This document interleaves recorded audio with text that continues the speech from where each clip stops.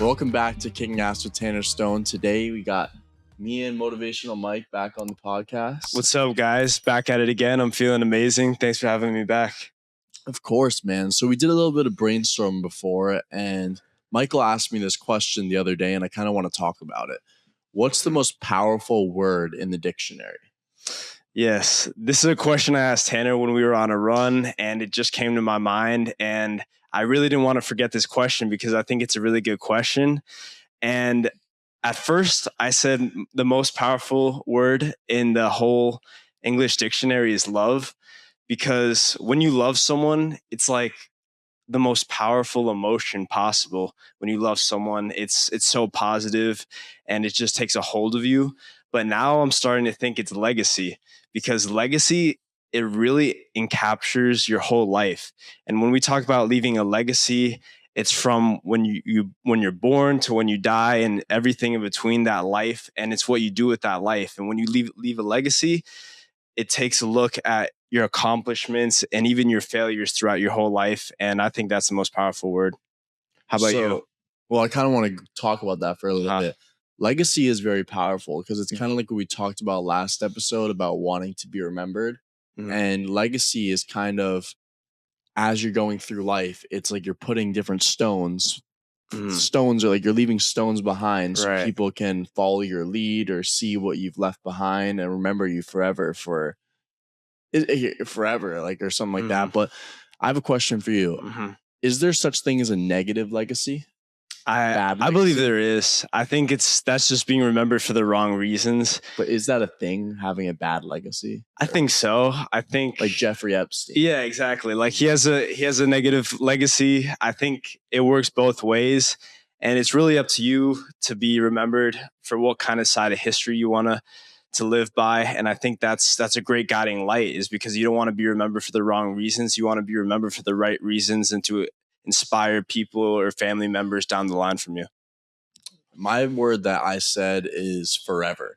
Mm-hmm. And I think forever goes along with legacy, because when you have a legacy, you want people to remember you forever in a good way, hopefully not a bad way. But I think forever is so strong because even when you love someone, when you get married, they say, do you promise to cherish and love them forever? I mean, that's just so scary because that's kind of beyond death. That's past.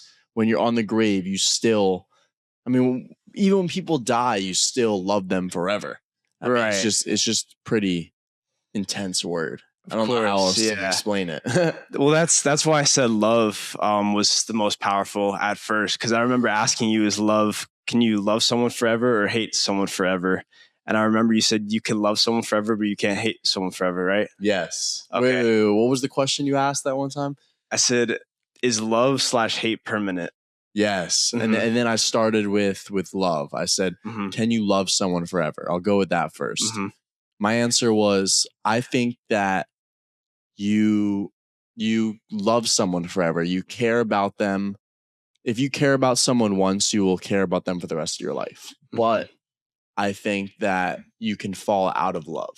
I think being in love and loving someone are two different things. I think if you're dating someone, you're married to someone, you could fall out of love, but I think there's just still a part of you deep down that still cares about them in some way. I see where you're coming from. Like, even if you get divorced from them, even if you break up, you'll still have a little bit of love for them. Of course. I mean, my mom isn't close with, she has two brothers and she's not close with them at all. But I think that there's a part of her deep down that she still loves them in some way. If they got hurt or if they passed away, she would still care. But I don't think that she is deeply in love with them like she was when she was younger. Like, she cared about them. She always wanted to be around them. Right. So I think that the level of love drops, but I think it will always still be there. I agree with that. Like, there's always a baseline of love there. I totally agree with that. So what was your reasoning for hate? Why is that temporary, not permanent? I think hate is temporary and not permanent because people change. I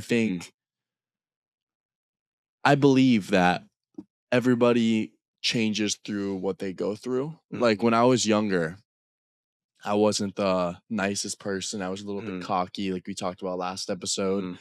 And I did have enemies. People did hate Mm-hmm. me, but as they hang around me more, as they get to know me better, they realize that I'm a better person than I used to be. But Mm-hmm. hate is just such a strong word that once you hate someone, it is very hard to get them back in your I life. thought of this question from the last episode when we talked about confidence, and I wanted to ask you, why does being remembered, why is that so important to you? I think being remembered in general is not important to me, but I Mm-hmm. think being remembered by people I care about and Mm-hmm. generations down, like farther and farther in my family, Mm-hmm. I want them to remember me because I want them to know that great grandpa Tanner Uh, is a good guy, and he yeah. has this podcast, Mm-hmm. and he just wanted to teach the younger generation, which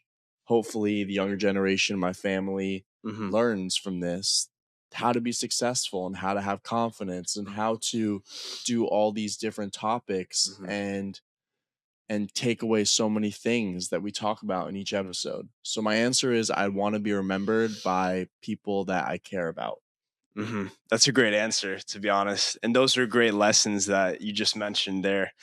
I think I want to be remembered because I want to reach my maximum potential and then some. And I believe leaving a legacy is a way to make the most out of your life and have a purpose to make it worth living.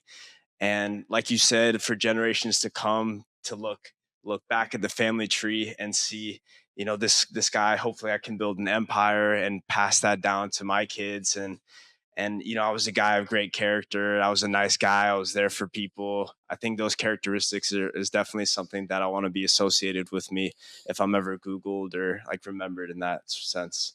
Let's say you're a grandpa. Mm-hmm. How do you want your grandson to describe you when he talks to his friends? Well, definitely motivational. The kindest guy in the Like world. Grandpa Mikey. Yeah, he was very motivational. He's the most loving guy. He didn't care what people thought. If he embarrassed himself, he wouldn't take it to heart. He would do anything for his family. I think that's definitely huge. I would, you know, go above and beyond for my loved ones for sure, and to be there to check in on them, to be their best friend, really, to always be there for them, like shoulder to cry on, or to always have an Reliable. yeah reliable, to have an ear open for them. How about you? I would want that's a great answer, by the Mhm, way, and I would like my grandson to mhm. take all the same traits that Thank they you. would think about you. Mhm, But for me, I would want my grandson to describe me as, I guess, confident and tough. I mhm, mean, I think being tough is being tough and brave. I would say that because mhm, those two adjectives, they don't mean like being like, oh, I'm a hard ass, I'm a mhm, man. But being tough and being brave, they really mean admitting when you're wrong, being brave mhm. enough to cry, being brave Right. enough to express your feelings, Mhm, because that side of bravery is not talked about. So, like, mhm. what's your definition of brave? I want to go off that. That's a good question. I'd say my definition of brave is, well, it's based on fear and overcoming fear. I think that's what bravery is just passing that barrier of fear and just conquering your fear every single day. I think that's bravery to me. How about you? I agree with you. I think Mhm, bravery and fear definitely go hand in hand. mhm, And I think bravery is doing things that make you better, that make you feel uncomfortable. mhm. I guess That's true. that's a good way to put it. I like that. And then I also wanted to speak on fear Okay. because like you said, bravery and fear go hand in hand, and I agree with confidence as well. I don't think you can be brave without having fear. Isn't that a quote that you've seen before? I my Or the quote that my dad told me, yeah, it's the only way to be brave is to have fear. okay. That's the That's quote he very always true. says. Yeah, so I was thinking about fear, and honestly that was one of the topics I wanted to talk about, and I came up with, like, there's three main fears in life. Okay. The fear of failure, the fear of what others people think, and I think the fear of dying is also the big three fears in my eyes that really can just dampen your life experience and to cause you not to reach your full potential. Are you afraid to die? I think I was when I was younger, Or but are you afraid to die without accomplishing what you want to accomplish? yeah, I think that's what it is. Not reaching my full potential, falling short. That's mainly it. Because I know I'm gonna die one day. There's no point of fearing that. It's just natural. I mean, people die every single day, and we're gonna be that statistic on like that the death clock or whatever. That number is just gonna keep on going up. But I want to be remembered before that happens and really leave that legacy. I always try to, like you talked about last episode, treat every single day like it's your last. Like you said that before, and I think that's Yes. so true. And I feel like some people in our friend group aren't doing that. They're living day to day like it's Groundhog's Day. Agree. And it's just upsetting because I try every day to make the most of each day. And I try to keep the relationships that I care about. I try to stay close with everybody. And I feel like a lot of people aren't doing that. Can you talk on that? Yes, you're very good at that. And that is something I like to say is to live every day like it's your last, because one day you're going to be right. It is going to be your last. And you don't want to have to leave anything on the table for that happens. We only have a limited time on this earth. We all have an expiration date, so to speak. We just don't know when it is.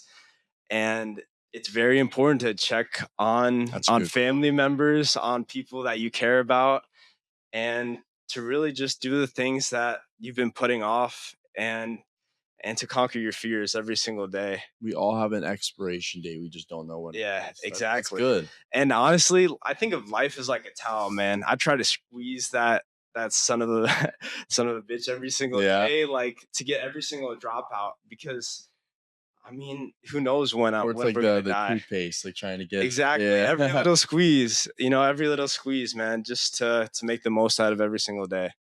Every day adds up, and they just fade away over time.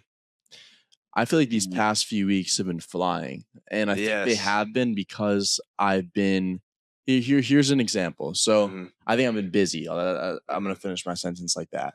But Lucas, he told me when he was on a podcast, or it was us three, and he says, what do you do those days where you just do nothing? Because like this past Saturday, I literally was just sitting, and I worked Monday through Friday, and I had an off day, and I didn't really do anything. I did something in the morning. I forgot what it was. I think, I don't know. It was something. But after that, I thought about that podcast we did. And I remember you said, do something to make you more productive. So you know what I did? I ran a half marathon. Dude, that's powerful. Saturday, I was pretty bored, so I just got up, tied my shoes, and fucking ran 13.10 miles. I'm proud of you, bro. That's insane. And I got back, ate dinner, and then the night was over. Yeah. And then what did we do that night? We did something. Something every night. Yeah, we did something for sure. But yeah, dude, I'm very proud of you. I mean, a majority of people our age aren't doing that, and that's amazing. I think, doing something productive every single day can help to form these good productive habits that can make your life a lot more successful down the line. Oh, I know what I did that night. What? Oh my God. I think that wasn't the night I went to the hospital. Oh, okay. Okay, yeah. That's a good story for that you is. guys. So, I wear an Oura ring, as you guys all know, and I was playing basketball one night, and my cousin Reese, he threw me a pass. It wasn't his fault. My finger bent back, and it was the finger I wear my Oura ring with. It got very swollen. I didn't really think anything of it, and I tried to take my Oura ring off that night, and I couldn't take it off. So I thought maybe it'll just heal in the morning. Maybe the swelling will go down. It didn't go down. I tried to take my Oura ring off, but I didn't really think anything of it because it wasn't really hurting. So the next day, I played basketball again. My friends were saying, bro, it's pretty swollen. And then I ended up hanging out with my friend Luke and Lucas that night at my friend Luke's house. I went over to Luke's house, and they were going to try to help me get it off because it was kind of on my mind. They're like, dude, it looks black. I'll pop up pictures of it while I'm talking about it. And we put soap on it. We tried icing it. We tried getting it off. And Luke called his brother and showed him my finger. He goes, bro, your finger's cooked. He goes, you got to go to the hospital. You're going to lose it tomorrow. So we ended up going to the hospital. 1 or 2 a.m. It was very, very late. And I had worked the next day at like 10. So we ended up staying at the hospital till 4 a.m. and they tried like 3 different ways to get the ring off. And they finally got it off with a pair of scissors. They Well, broke in $1,000 blade trying to get it off. jeez. Oh my But gosh. luckily they got it off. My fingers healed and the Oura ring will be back on maybe next week or whenever it's like completely healed. Oh, that was my next question. If you were gonna get another Oura ring, I already you're got going to it. like It's at the front door. I oh, haven't put it on yet. oh, okay, nice. Yeah, I need to track my shit. Yeah. When you think of legacy, who do you think of? When I think of legacy, David Goggins. Dude, that's what I was gonna say. That's what I was gonna say. That's the first Yeah. thing that came up to my mind. That's what I was gonna because say. of that one video. Which one in The one- particular? The one where he said, I had this dream where I died. And And he went to heaven. yeah. And and he's in heaven, and God shows him of what he could have been and said, you had all this potential, but instead here you are, 300 pounds, you're obese, and you're spraying for cockroaches at Ecolab. I read his book. It's really good. So, but I also thought of David Goggins as well. Isn't that crazy? Because, yeah, I he mean, built a legacy that we hopefully want to build one day. exactly. Yeah, he inspired me in so many different ways, and his life could have been so different, but he just had this change of heart. And the next day, he was watching TV. He saw the Navy SEALs on his TV and decided that's what I want to do one day. I want to dedicate my life to getting after it and to be the guy that I've always wanted to be. I don't want to die like this. I don't want to die like this, like I am now. I constantly want to keep getting better. And I just want to keep improving. I feel like that's tough, especially as people our age. Yeah. Right when you get out of high school or maybe get out of college, you kind of have no plan. Like once you really sit down or lay on your bed and you're really thinking, what do I even want to do with the rest of my life? And it's a scary thought. It is. That's why I think your 20s are the hardest time in your whole life. Are they the defining moment of your life? I Would you say? I think so as well. Why do you think so? I think so because you're met with so much adversity, and it's really such a building block for the rest of your life, for your family. Because I feel like in your 20s, that's when you start a family. That's when you start like your first major career down the line, and there's so many building blocks and stepping stones that lead into the next chapter of your life. Is like that the start in the family years. So I think that's why it's so defining for me. I don't believe your life starts until you hit your teens. Okay. Like 10, 11, 12, 13 is when your life really starts. I think because as a Jew, you're becoming an adult. Oh have yeah. a bar mitzvah. And in that 7th grade year, that's kind of when you start to realize popularity doesn't matter. You kind of have to. I mean, when I was in 7th grade, I was trying to be someone I wasn't. You kind of learn who you are.